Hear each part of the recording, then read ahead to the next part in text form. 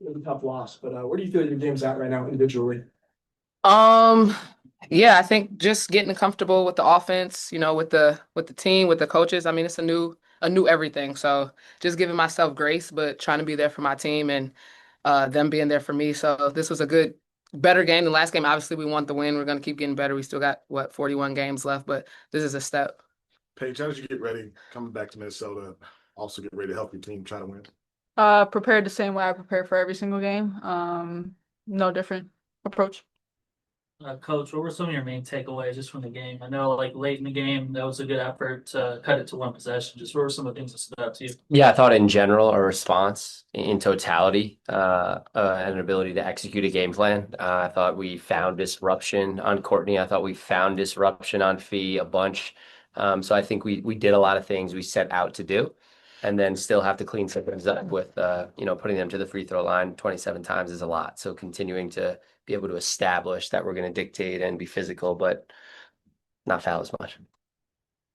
Paige, you had a double-double tonight with assists. I was just kind of wondering, like, in terms of transitioning to the pro game, is the vision and pace and the passing, has that come quicker to you, like, through these first three games?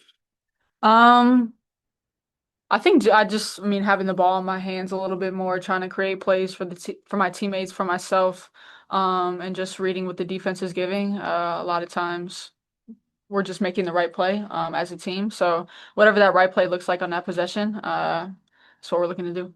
Paige, how much of a relief was it to get that first shot to go down? It's crazy. The one that I made and the ones that I missed, that was crazy. But nah, not really.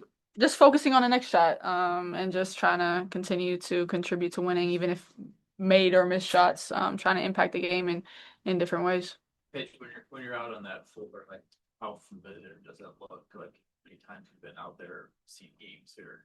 Yeah, honestly, if I'm being real, I'm not thinking about that at all when I'm out there playing. I'm just being in the present moment. And so the only thing I'm really looking at is what the possession looks like. Kind of how often were you able to actually get back to Minnesota? Really only in the summers. I would probably say August. That was usually the month that I went home and went to the state fair and got to see a lot of my friends and family. There's obviously a big reception for you, Paige, and get out there on the court. How did you stay focused, with all the attention on you coming back to Minnesota?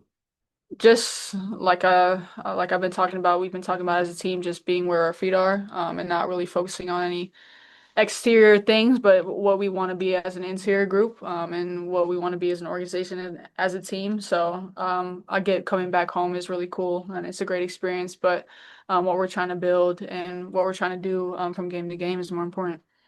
This is for Coach or Paige. What I think she was off the ball for tonight. Just what went into that decision?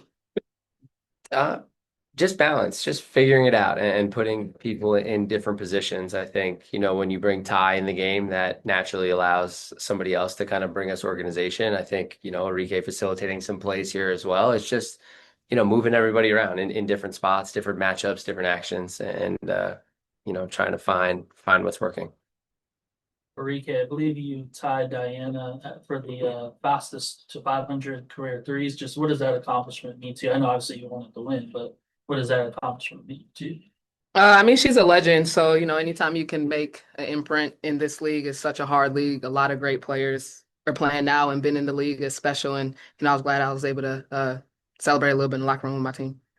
Rob on the Zoom, go ahead.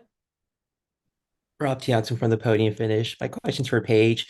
Paige, before your first WNBA game, you told me you get to the point where you reached your dreams and you want to take off with it and see what you can do with it. And you also said getting to the dream is not enough. So what does it mean for you to get further with this dream in front of the fans and the Target Center? And how do you stop and smell the roses after your first double-double in a moment like this? Yeah. You try to put everything into perspective and to see like all the little girls and people in the stands and realize that like that was you just about what 10, 15 years ago. And so you never take it for granted, how blessed we are to be able to play in this league and to play at this level and to be in this organization with this team.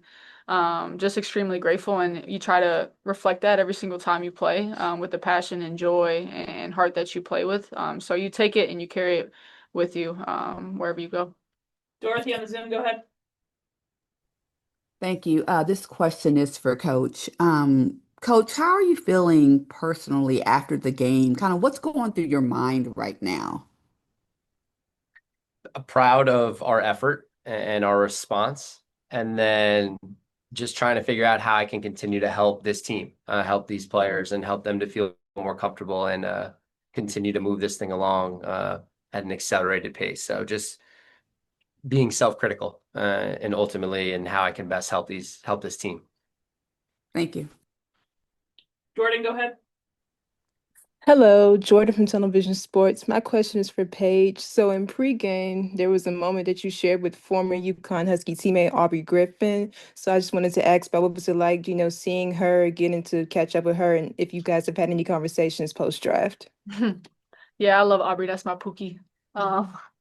But man, just the relationships that I built at UConn, there's something that's gonna last a lifetime. And I know she recently just got to Minnesota, I'm from there. So just checking in on her, how she's doing, how the process is going with her coming back from injury.